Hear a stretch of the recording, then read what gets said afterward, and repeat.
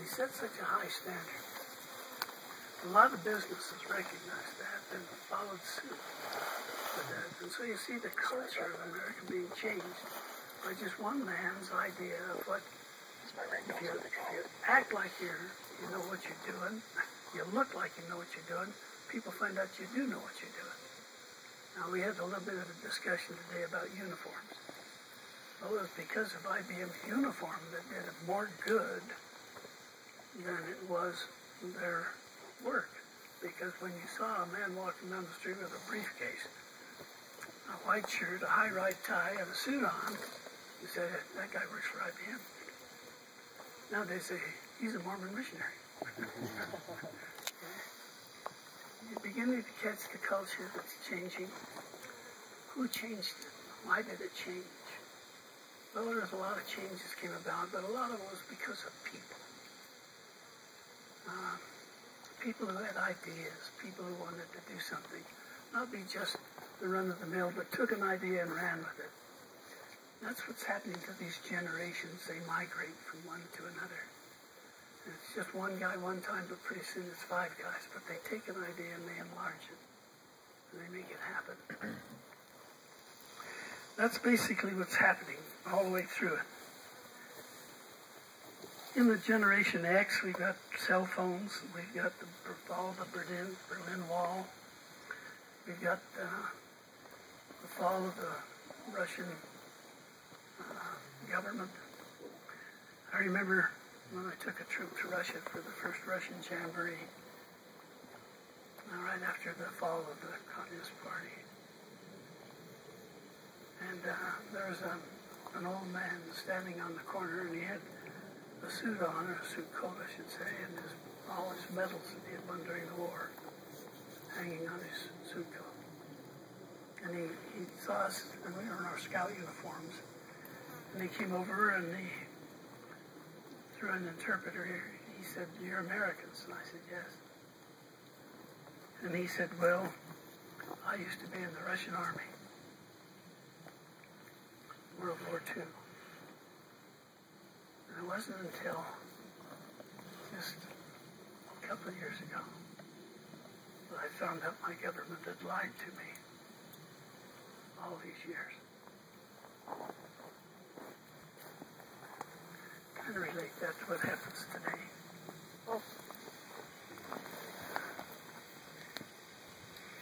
Our young men being lied to. A lot of questions that we need to look at as we move from one generation to another.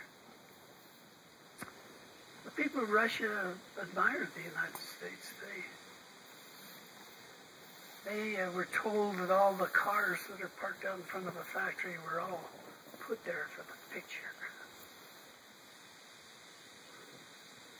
They were told that that building that you see there was just built as a facade, that Russia is just as good as they are. If you go to Russia even today, it's like stepping back in time about 70 years. Okay. When we were at the Russian scout camp, the little kids, 13, 14, 15 years old, even as low as 9, would say, I would say, "Why did you unlearn English?" They'd say, "Exchange student." They wanted more than anything else to come to the United States because they found out that the Russian government had lied to them, and they wanted to see what America was really like. Our kids got a real eye-opener when they went to Russia. Thank heavens for Scouting for sponsoring those kinds of information opportunities where our kids can learn what really America's really all about and what Scouting has to offer. Okay? Now, Scouting had an awful lot to offer, but you got to watch the other countries. They're too much involved in having females, girls, in the Scouting program. And when our boys saw that the boys and girls were in the same area as the boys. They said, Chuck, what's really going on? And I said, you don't care to know. It's, in fact, Von Featherstone, when he was Young Men's General President, was very concerned about taking the boys to international scouting movement because of the girls in camp and some of the ways that the other nations looked at that type of scouting. So you see the culture literally changing in scouting as well as any place else. And you have to kind of watch it. In 1973, I guess it is. They changed the wood badge course to what we call the leadership course. And I had the opportunity to be called by the National Council to make the changeover for what was then Region 11. Make the change from the old Scoutmaster's course to the leadership course. So I had the opportunity to work with a couple of the senior staff at the National Council. And that was an excellent course. It really was beautiful because what they did was they took the course that was developed for middle management at Harvard Business School and applied it to an outdoor program. Okay? Even IBM came to Boy Scouts of America and said, we'd like to use your style of teaching leadership courses, using the outdoor program to teach our middle management. And they said, that's perfectly all right. All you have to do is register with Boy Scouts of America. It was that good of a course. Well, like I say, things changed for the better. Yes.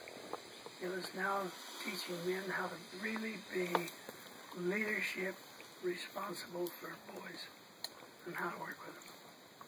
And like I told you, my two Scoutmasters, the first two Scoutmasters I ever had, sure could have used that training. Well, there's a lot of things that are happening in this day and age. For example, in the 1997 course, National Jamboree, we had a hurricane hit the camp. I think you probably read about it in the papers. Rained, cats and dogs. And we had water all over the camp, and kids found out that they didn't need anything but grass to give a running leap, and they could slide all the way down the hill on that grass because it was so wet. You just slide all the way down the hill. So kids would line up and slide down the hill. Well, naturally, there becomes a mud puddle down at the bottom, right? And the muddier you got, that meant you were braver, right? In kid language. Well, the next jamboree, what do?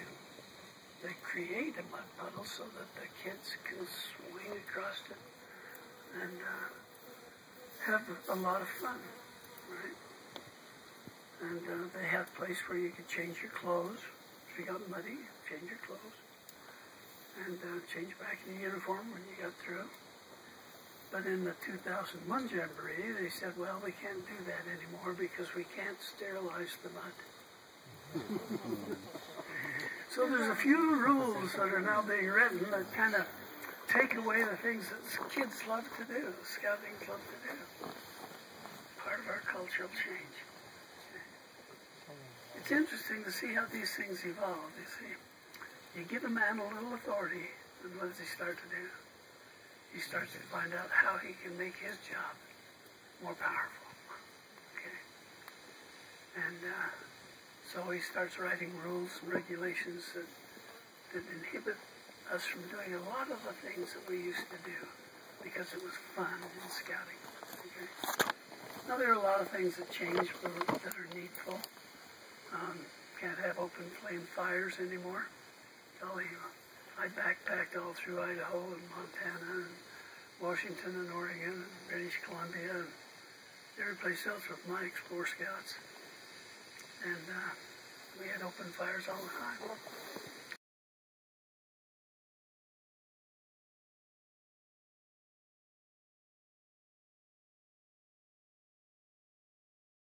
The wilderness camping experience before you're allowed to go back into the wilderness. Things that we would normally call common sense are not being taught to us. Okay? And probably rightly so, with all the fires that are going around. But you see all these changes going on, and what's happening to us? Are we learning anything from them? Are we really learning how to work with boys? The whole experience of Wood Badge is to help you learn how to work with boys. And boys really want attention.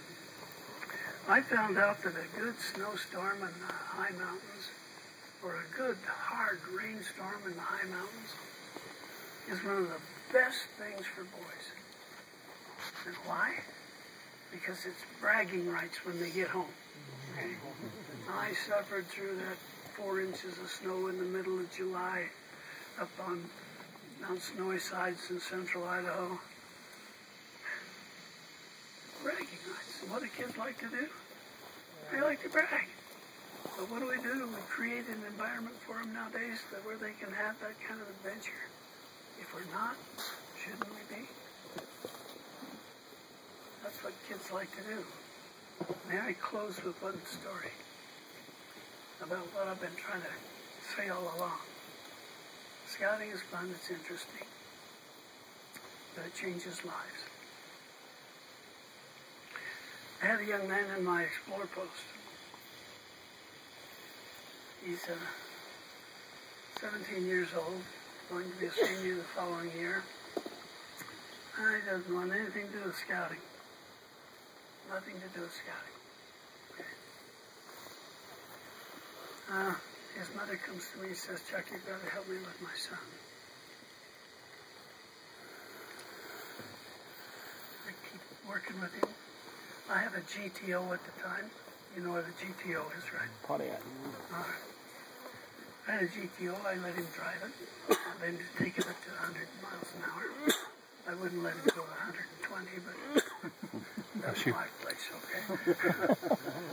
So we had fun, and tried to get him to come to priesthood meeting, and tried to get him to come to scout meeting, Explorer post meeting. He'd say, "I'm not into that stuff. I'm not into that stuff." Well, I read in the paper after he graduated from high school that he was getting married. And he moved away. Well, I moved away from Richland to Yakima and up to Spokane, and 9 years later, there was a knock on my door. Well, I'm getting ahead of my story. I talked him into going on backpacking with me in the Idaho Wilderness area. We would travel from Washington all the way to Idaho so I could backpack up in the Sawtooth, because that's my stomping ground. That's where I grew up as a kid. We backpacked in there 25 miles to Lake Toxaway, and the fishing is so good in Toxaway. I made 17 casts, and I had 17 fish, okay? And every one of them was about like this. Oh, I forgot to tell you, in Idaho we measure between the eyes.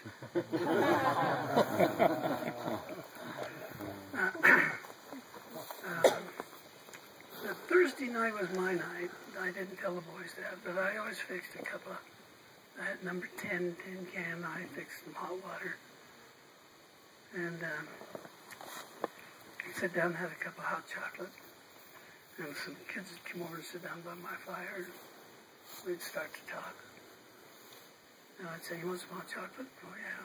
They all want hot chocolate. Pretty soon they're all over there having hot chocolate, right? So what do we get to talk about? And I always kind of find out what they want to talk about. And as luck would have it, the subject of temple marriage came up. So I discussed temple marriage with them as much as I could.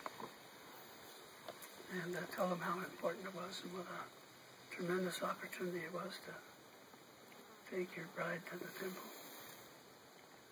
And things that are important in going through that ordinance. And this kid was asking me all kinds of questions that some I did not know. He was planning on getting married as soon as he graduated from high school. Well, make a long story short, like I said, I'm now living in Spokane. There's a knock on my door at 9 o'clock in the evening. Open up and here's Kent. And I grab him and I say, Kent, where in heaven's name have you been? I drag him in the house. He says, Chuck, I can't stay. My family's out in the car. When I heard that, I ran out in the car, got his wife and 2 more kids, and he had a 9-year-old boy with him. And I said, tell me what you've been doing. Where are you living? What you doing nowadays? He said, Chuck, we can't stay. He said, I came here to tell you that my family was sealed together in the Idaho Falls Temple today, and we've driven from Idaho Falls to Spokane to tell you thanks for the talk we had around the campfire about temple marriage.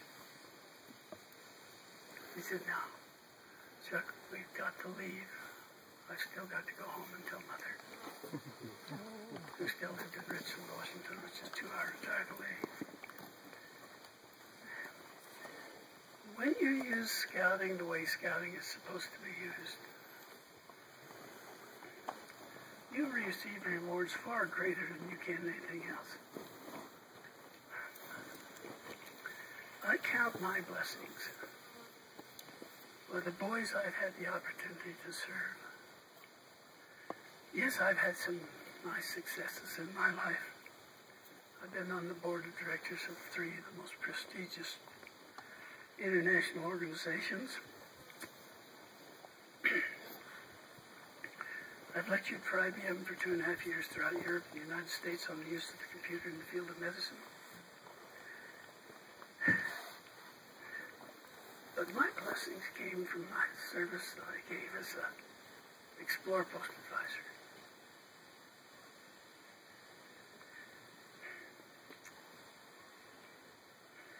That's when these kids, when they get to know you, when they get the feel of your spirit, and they get to see you, and they get to know you're trustworthy, they can divulge all kinds of things to you. How would you like it if a boy came to you and said, my dad's stepping out on my mom? You begin to understand your role.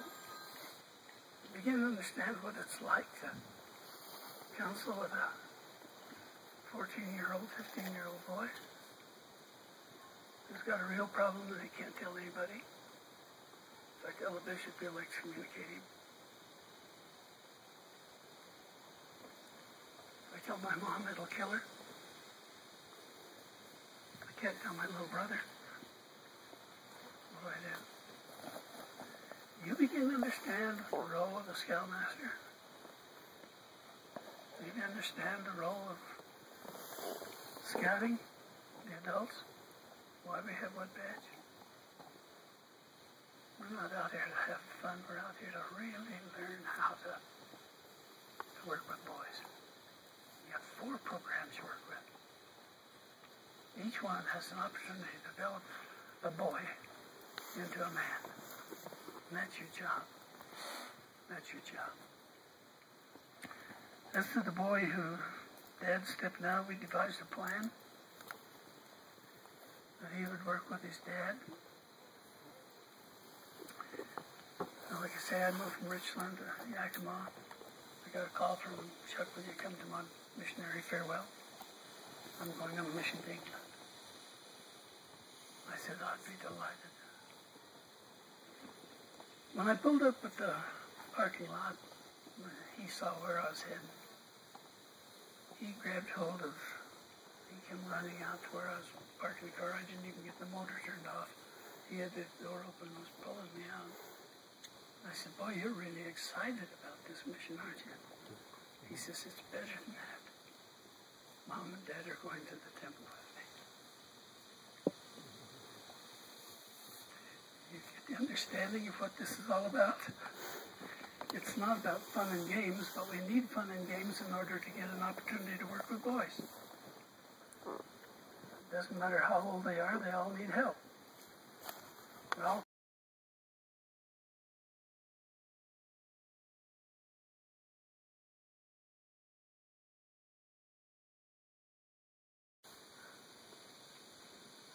you know, that same boy,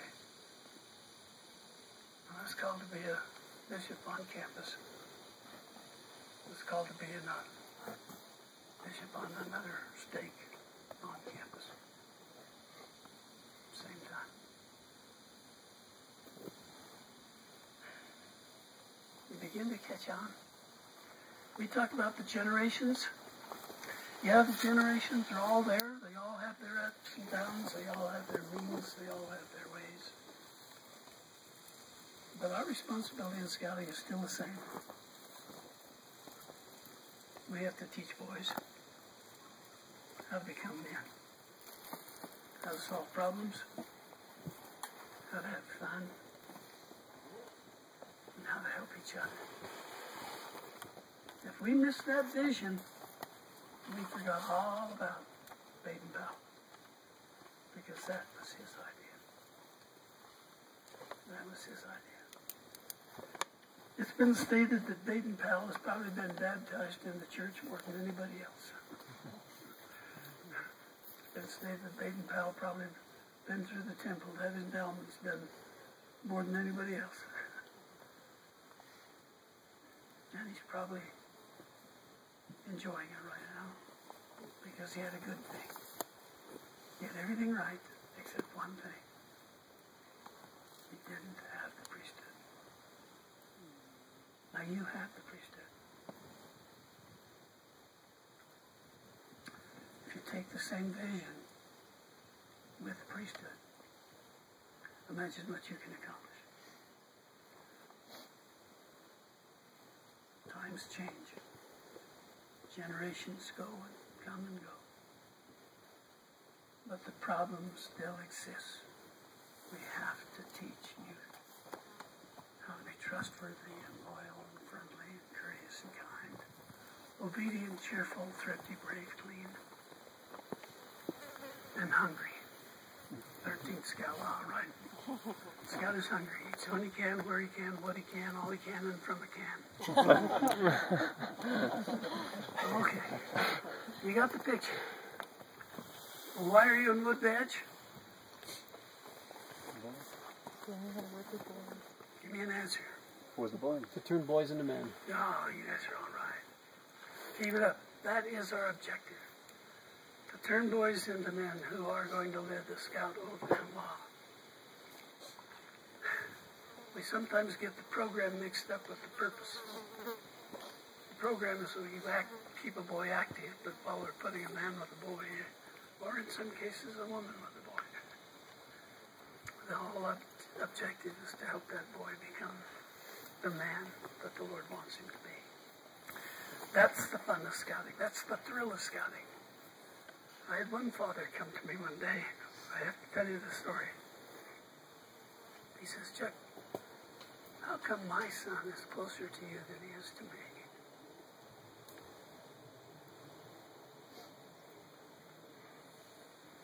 And I said, have you ever taken him camping? No. Have you ever taken him hiking up the mountains, backpacking? No. You ever spent much time with him? No. You get the picture? That's where the problem is. You can't replace that, but you can get that involved through scouting. Scouting is fun. I've got 70 years of scouting and I enjoy every minute of it. It's fun to tease kids and hand out a bubble tie now and then. Let them know we love them, we appreciate them, and that they can trust us. There's hundreds of stories I could give you, but it's all the same story, just a different kid. His life was changed because his dad and mother were getting a divorce. And he didn't know how to turn to. You get the picture? Every boy's got a different story. Your job is to find out what story is bothering you the most and help him solve it. But you do it through fun activities and scouting. We don't normally do this in scouting with badge.